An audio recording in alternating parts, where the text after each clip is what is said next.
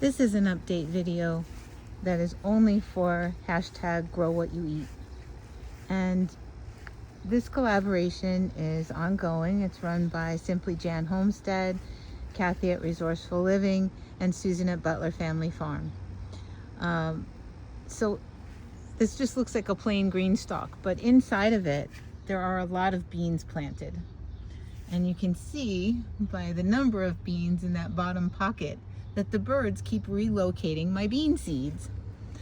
But I'll leave them alone for now. They like to play games with me. So each one of these is planted with beans for now, and they'll sprout pretty soon, probably in another day or two. And then eventually they'll get big and bushy looking, and it's a lot of fun to grow beans in a green stalk because they just go crazy. That's all we have up right now. We have a lot of others to put up. The bases are here and we need to start carrying them over. But I figured I'd give you a little glimpse of what's going on. These are all tomatoes.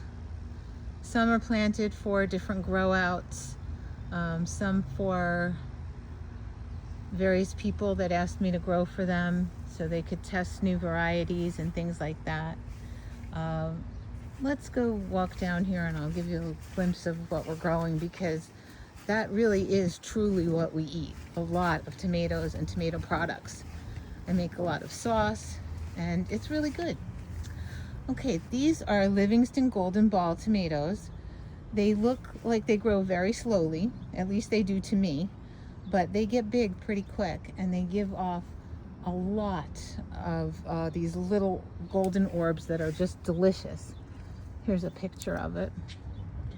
And they're really yummy. I did grow them last year. This year they are part of a TLC grow out for Livingston tomatoes.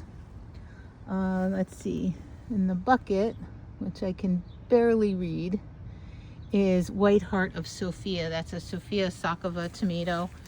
I tried some of her stuff last year. Some of it was really good. Other things just weren't that great. So we'll see how this is.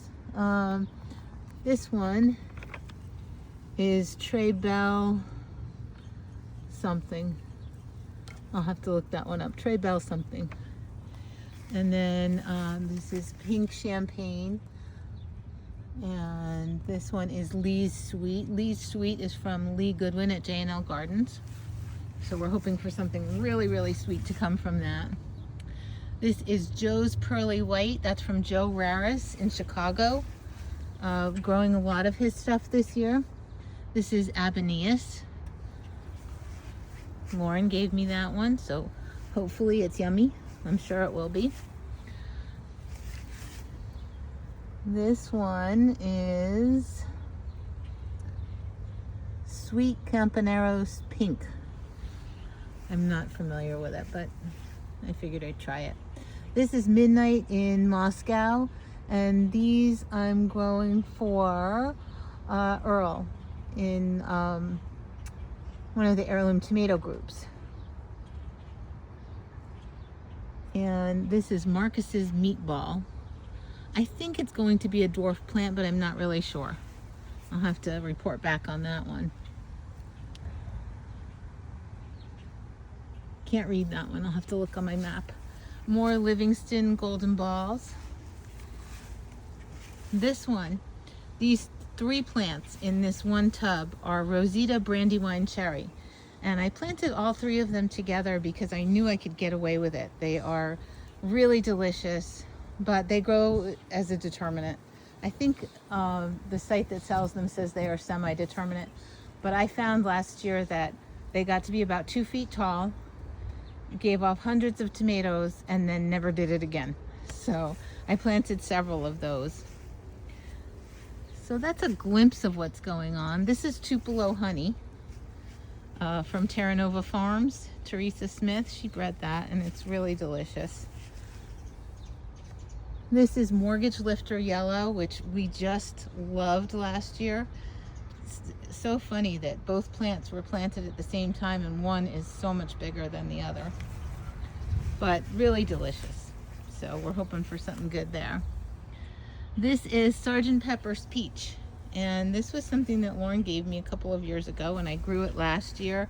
And it gives you these giant peach colored heart tomatoes that are really good. And I'm hoping to get several of them because I planted several plants this year. It wasn't too productive last year. I think I got maybe 2 tomatoes off of it. I don't know if you can see the firework lights in all of the buckets, but those are to deter the rabbits, the squirrels, and whatever likes to come dig things up at night. I think it's probably bunny rabbits, but I'm not sure. And then over here, this is Mrs. Gorby. Mrs. Gorby is a tomato that was grown by Mrs. Gorby for like 65, 66 years.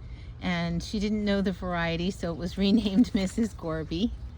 And it gets very tall, and it's like 6 to 7 feet tall. It takes 90 to 100 days. It's a ripe, a red, oh my goodness. When it's ripe, it turns a beautiful shade of red, and it's really good on sandwiches. These are more Lee's Sweet and Ron's Carbon Copy in there. That's kind of a tiny one. I'm not sure what's up with that. This Silver Fox is a Joe Raris tomato. It's kind of hairy, which is funny. This is Lost Marbles Red and Lost Marbles Green and Anguillas, all by Anguillas. Another Abeneus. These are Pink Bumblebee. I love the Fred Hempel Bumblebee line, and I thought I had planted Purple Bumblebee, but I can't find it. So I have Pink Bumblebee going. That was supposed to be part of my Pretty in Pink garden, which I didn't get set up yet. This is Bola Coniston. It's a Mexican tomato. Don't really know much about it, but I heard it was really good, so I'm giving it a try. This is One Trick Pony. And this is St. Patrick's Day. This potato leaf in the front. St. Patrick's Day is another Joe Raris tomato. And I told you we have a lot of his growing this year. Here's another one, same one, Joe Raris. This one in the back is Cantati 17, and so is this one. This is Girl's Weird Thing, which is really delicious, but I seem to have trouble getting it to fruit every year. So we'll see. This one is Queen Aliquippa, also bred by Anguillas. And this is Malanovia Zebra, which I think is like black zebra, something like that. Something close, I don't know. This is Niagas, which I grew last year. It was very good. I picked it early and everybody screamed that it was the wrong tomato, but it wasn't. I let a couple of them ripen eventually. This is Precious, and that's a Bill Yoder tomato. It's excellent. It's a yellow tomato that's very good. This is a new one for me called Amish Mayberry. It just looked good, so we figured we'd try it. This is Peg Oh My Heart from Seed Savers Exchange. More Amish Mayberry. I went a little Amish Mayberry happy. This is Sgt. Pepper's Yellow. This is Malapine, another green one ripe that Lauren highly recommended from TLC, so we're trying that. More Amish Mayberry. This is Rose Time, and this is Nikki Crane, looking none the worse for wear. That one's hard to pronounce, so we'll do that one later. This is Krimsky Malahit. I grew this last year. It's huge, and it's green, and it's really delicious, and it has like red streaks on the skin on the outside. Really, really good. This is Supernova. This also came from Joe Raris. I think that's from him too. Another one that's hard to pronounce. One that doesn't have a tag because it wore off before it even got out here. More Krimsky Malahit. This one is Cream Sausage, this little one in the front. Really tiny. Another one where the tag wore off. I have the date I planted it, and I might be able to figure it out. This one in the back is Jarson 1 Tricolor. This is another tub of Rosita Brandywine Cherry. just a really, really yummy little tomato. And 60 days, so it's really early. Bred by Conti Rawal and Steve Peters. And just really, really good. I love it. I'll always grow that one. Another Mortgage Lifter Yellow. That's something that we will probably always grow because it was really good. This is in the back there, looking kind of sad, is Alifierov's Secret. It just is being kind of particular right now. This is Kazula 68. Another Mortgage Lifter Yellow. You can tell we like our yellows here. This is Dennis's Heart. My husband's name is Dennis, so I'm growing that for him. This is Sophia's Magic Rainbow. Hoping that that's a good one because it's coming up really well. Another Marcus's Meatball.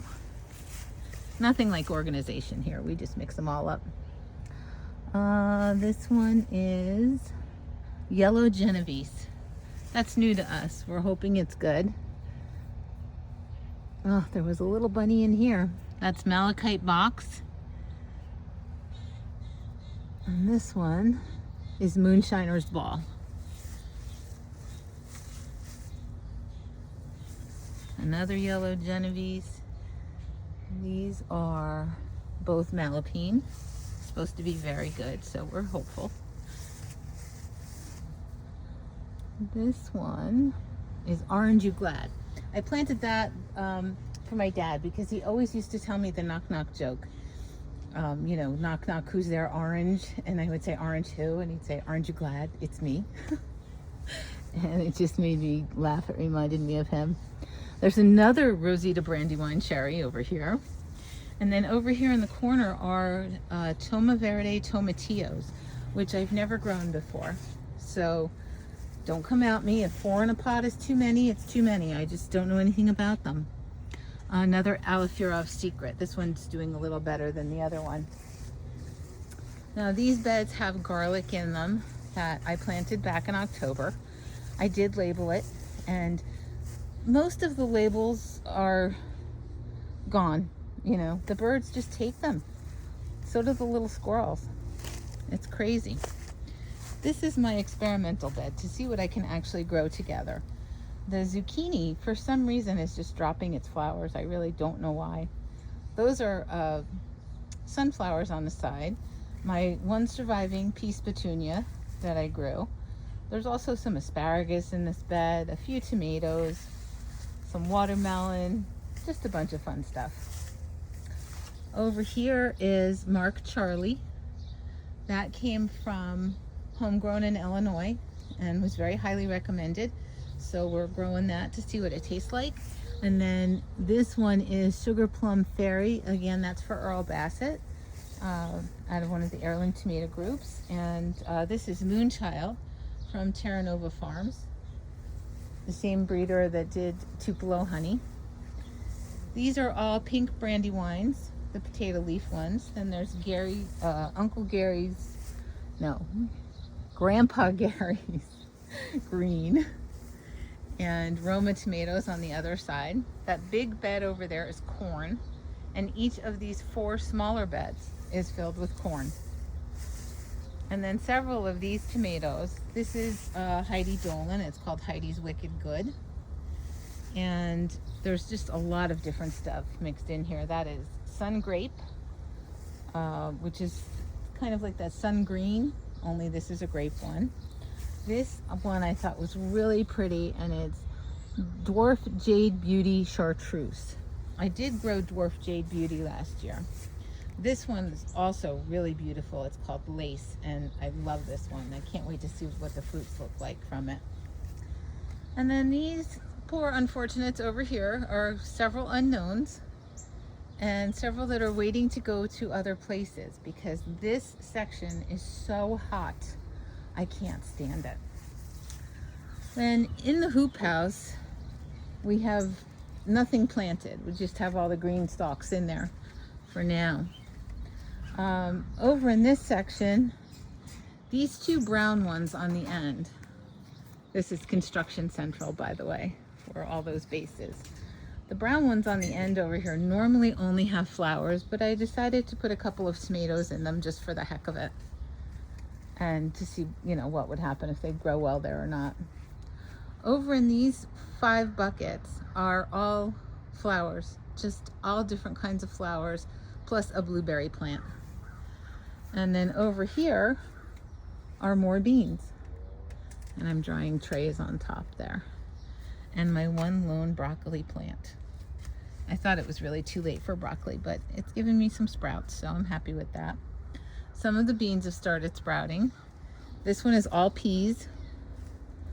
I'm waiting for peas. I don't have any yet. These are broad beans. I'd like to get some broad beans soon. These are peas and onions. Those are my giant onions, which many of you have heard me talk about endlessly, and I'm still waiting for something to happen with them. And then over here, I just started planting these out this past weekend. These are micro dwarf tomatoes. That's Danish dynamite, Cal Garnet, a lot of different things, some herbs as well, just to give things a chance to grow. And this one is completely full of Gigi's Glory, which is a yellow tomato and absolutely one of our favorites. These are peppers, young peppers that are growing in here. This one and the one over here are planted out with onions, and they're just starts, really. You know, I just grew them in a little container in there. So this is what I did last year, and I didn't get huge onions, but I really enjoyed them, so we'll see what happens. This one is a mix of herbs and peppers and flowers and different things. Lavender, lots of different lavenders in here, probably 2 or 3 different kinds of lavender. A couple of tomatoes, mostly micro dwarfs. This is a Matapino pepper that nothing better happened to, because it's the only one that survived. And then back here we just have more green stalks that have yet to be planted. We're just slow this year. I put my back out. We're building new bases and making a new configuration, so it's coming together. There's some lemon basil down there. Cucumbers are in here, and they started off pretty well in the greenhouse, and they're taking off out here. So folks, that's it for Grow What You Eat right now, and I'll be back with another update.